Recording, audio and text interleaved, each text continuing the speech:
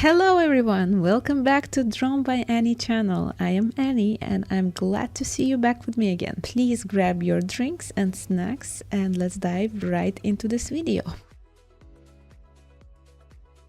So as usual, I am finishing my pre-made sketch, which I used some normal HB pencils to create. Today I will be going with my usual traditional mixed media materials.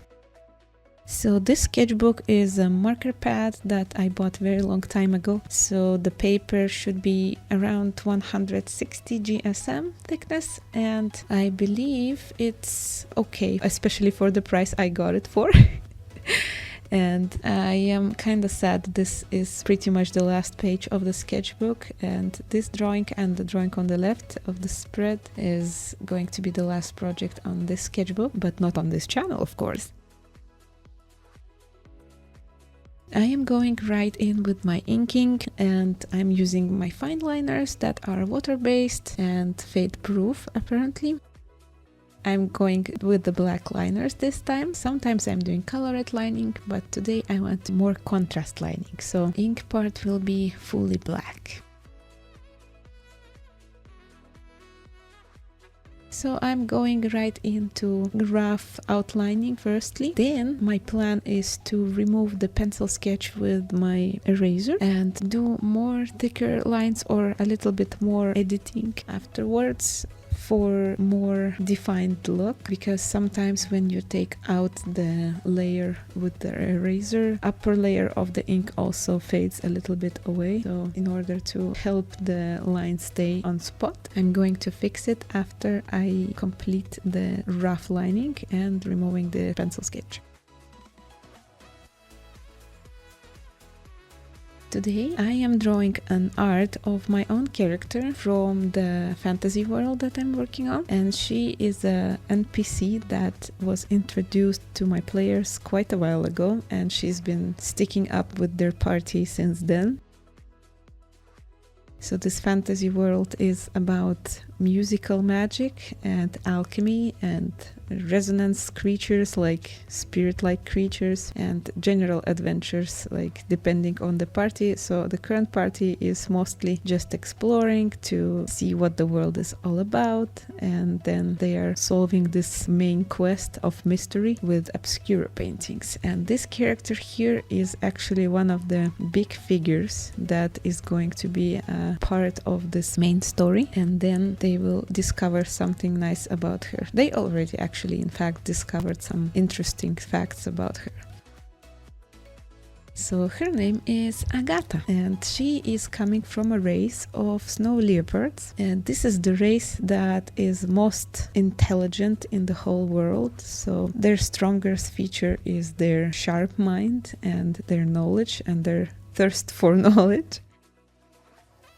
They were created by goddess Scientia. That's why their race named is Scientians. And it's written like science a little bit, you know, Scientia. She was the smartest kid of all of the other gods that was created for this world. And she created her race of smart kids as well. And they are usually the ones to discover the new things and invent things like machines and something more complicated, as they are very vigilant and they are spending most of their time studying books and sitting in their laboratories or workshops doing some research or reading books or writing books or, you know, doing the smart stuff. So Agata is actually a part of the noble family that is coming from the lands of the Scientians. But the thing is that my party has discovered her in completely different locations. So she was not in her hometown when they found her, and they encountered her as a clerk in an alchemist guild. Originally, to be honest, she was not supposed to be an important character, but the players, they liked her so much that I decided to include her in the main story and write her a proper background and stuff. So they basically made her with me along the story as the game went on, and it's very fun because now I have all these little details written about her, and I really love this character, how she's turning out.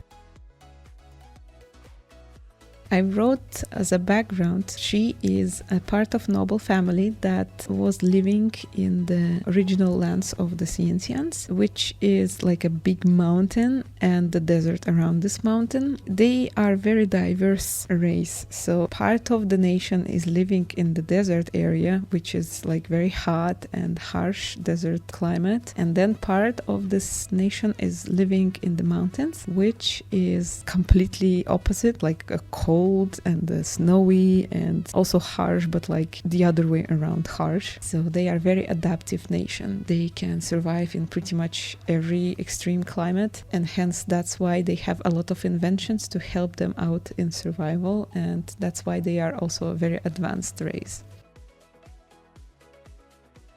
Agatha's family used to live in the capital of this country, mountain country, which is located inside this huge mountain, and it's basically like a city of dwarves. If you look at the basic classical fantasy, people that are living inside the mountains or like caves, it's usually like dwarves, and they are building stuff. So Scientians, they are like dwarves of my world.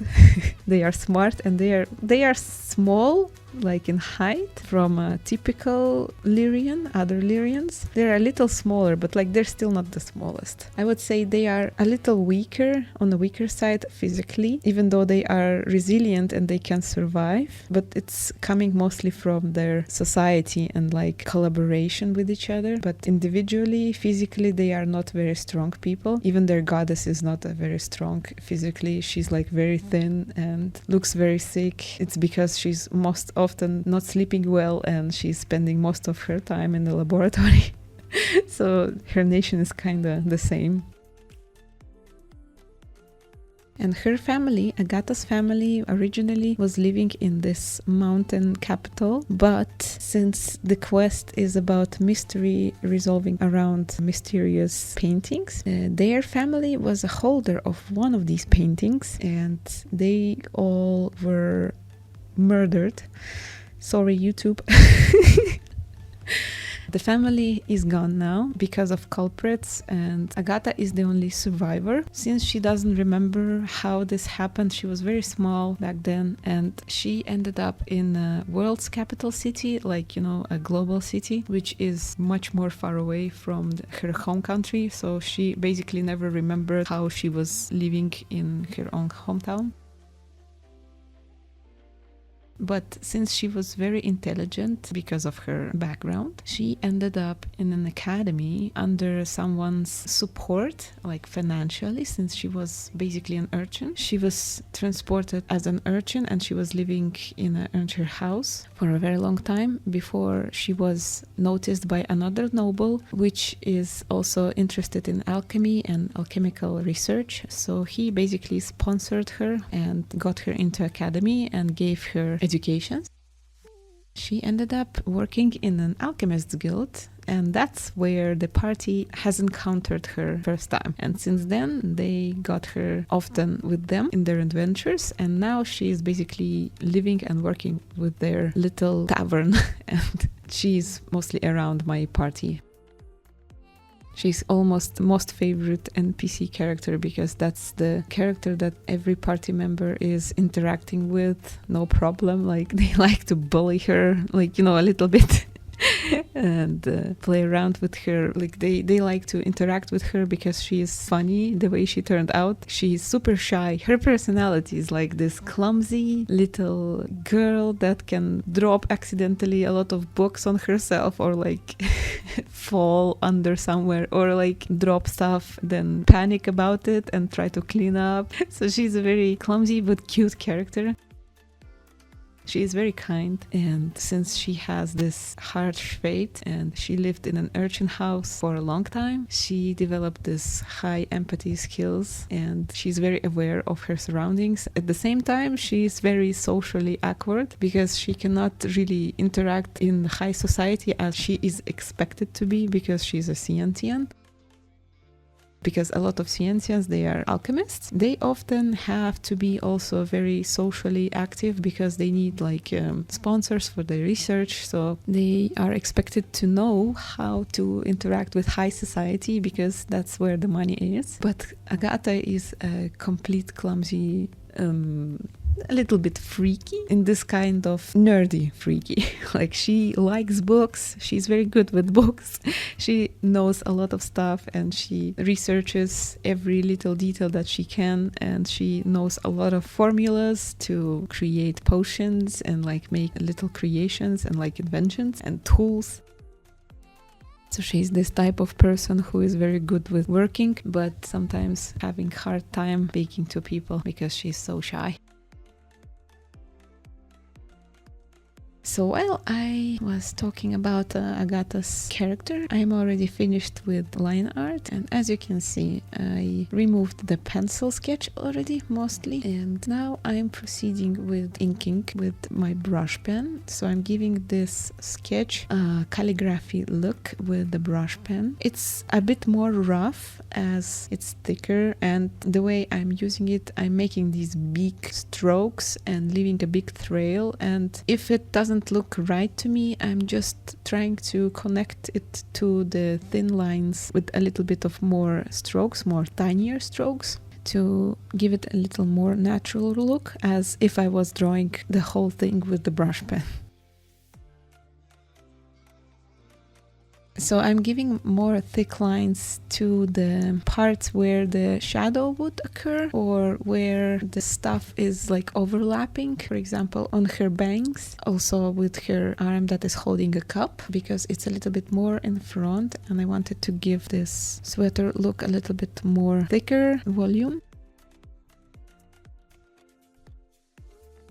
Oh, hi Sparrow! He decided to check on me and look at the work that I'm doing. He says hi to you. Say hi to Sparrow! Sparrow's purring.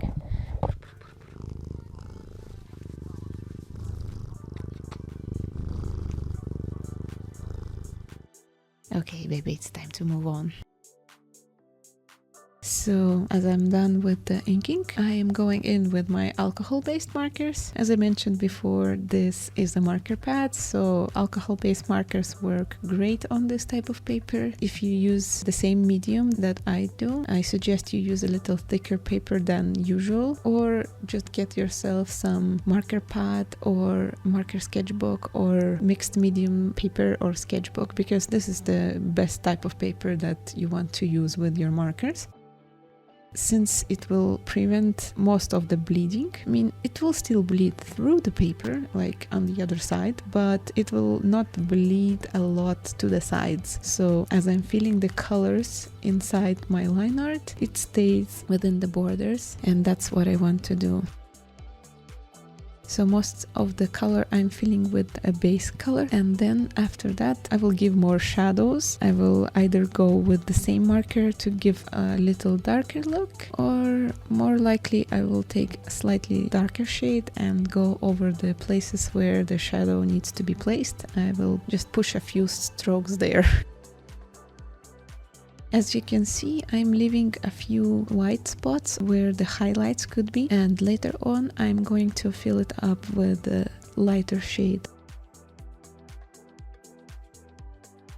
Sometimes I do white highlights just to give it a bit more fantasy-ish look, it looks more like comic and it doesn't look as realistic, but here I didn't want to give it this look, so I filled the white parts of the hair highlights with slightly lighter gray shade, so it will still appear as a highlight and a shine, but not metallic shine.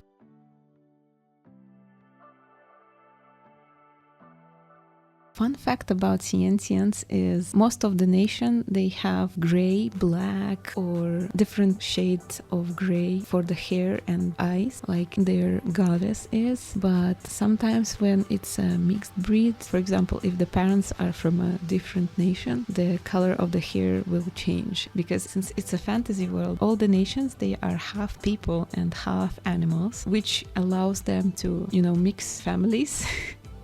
And the way that I determined how the biology will work is, since they are still half human, they can mix and match breeds.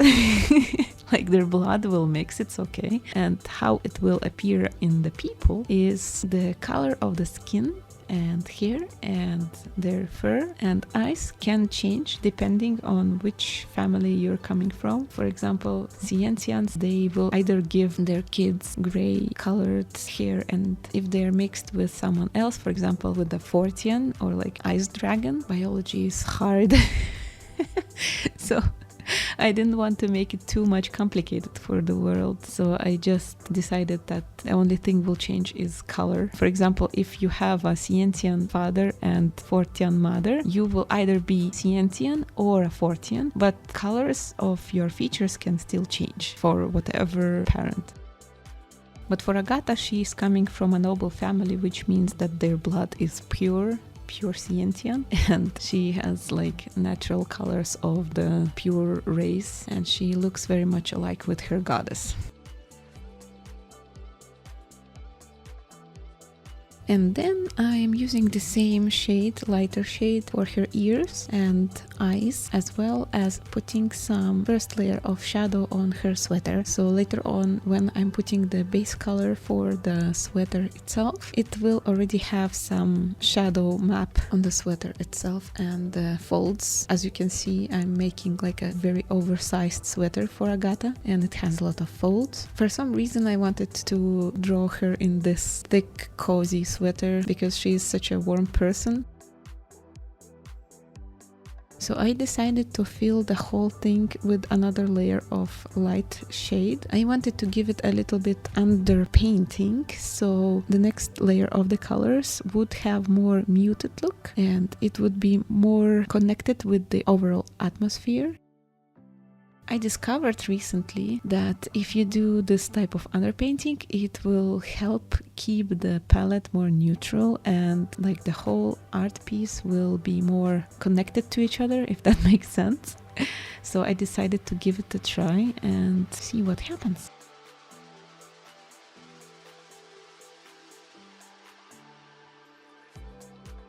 Later on, I think I will make and introduce characters that are mixed breed and they will look a lot much different. So firstly, I wanted to make the standard or like stereotypical characters for each nation and each race. And then as the story goes on and my party goes on and explores, I will introduce some characters that are from mixed families and how they look, and probably I will make some drawings for them too, because why not? That would be very fun, I think.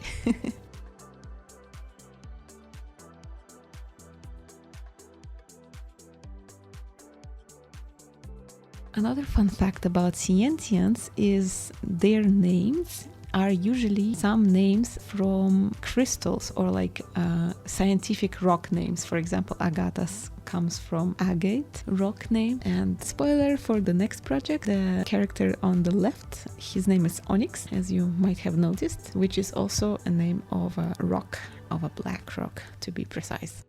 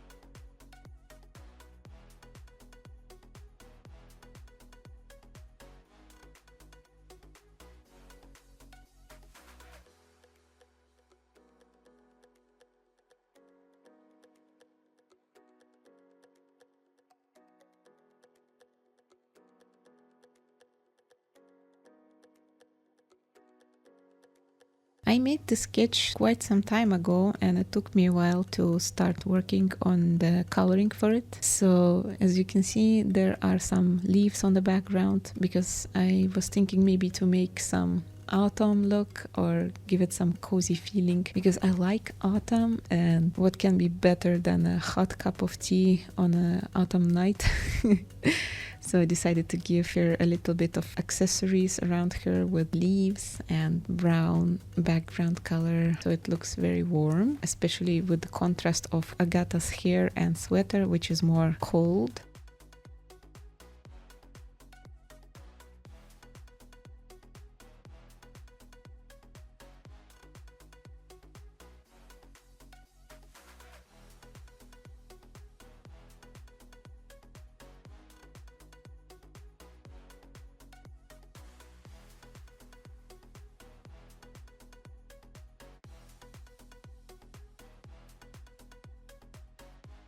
And then I'm giving some bright accents for the background. I'm coloring the leaves with brighter colors to give some contrast for the eye, to add some interest, and also practice leaves drawing. I haven't drawn leaves for so long, actually.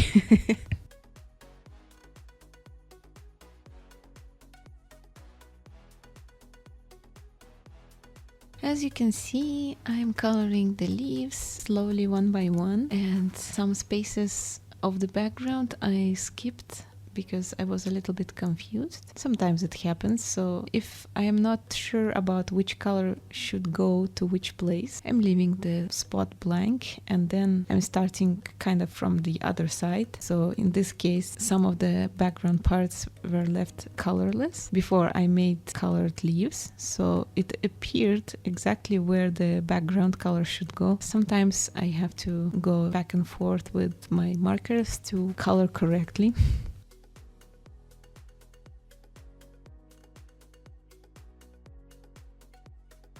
And since these parts were kind of divided from the rest of the section with the lines of the leaves, there is no seam, so it's totally okay to do this. Like, the way I'm using markers on the coloring part is I am trying to color each section as quick as possible, so there will be no seams there. And if I need to blend, I am going with different colors. I'm usually either using one base color for each stuff, or I'm using some of the parts that I want to be underneath the main color, and then I'm going over the top with the whole color.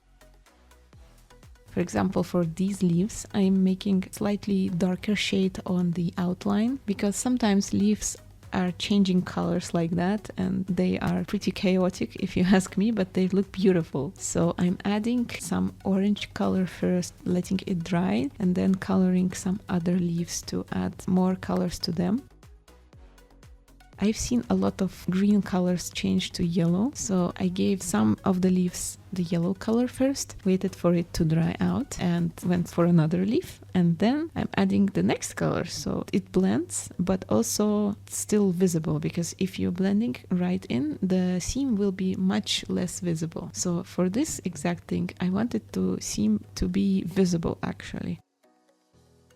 I have a few references, but I'm still making these leaves a little bit stylized, so I don't want to worry too much about realism of the coloring, so I'm just going in with my intuition. I have a general idea of what I want this color on the leaves to be like, and I'm using my reference as a little guide, but still keeping some quirk or like a touch of the style that I want. And that's exactly how I color the leaves.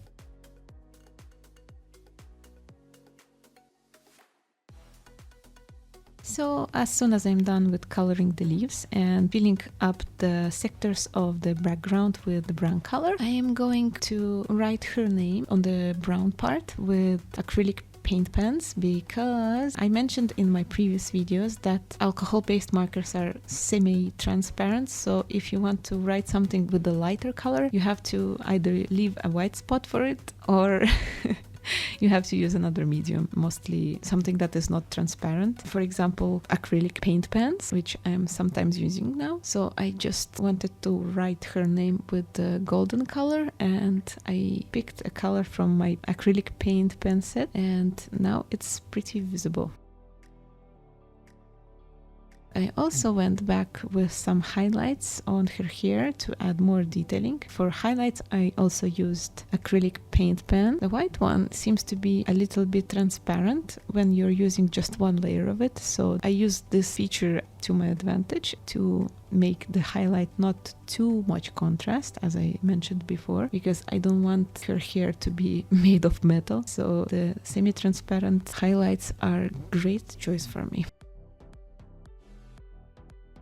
So this is pretty much it. Maybe I will go back to it and make some tiny adjustments later, most likely with my digital art, to fix, some minor mistakes or like some imperfections here and there. If you like this video, please give me some support and like and maybe leave a comment. And if you want to see more of my work, please do subscribe on this channel, and I will see you in the next one. Bye bye!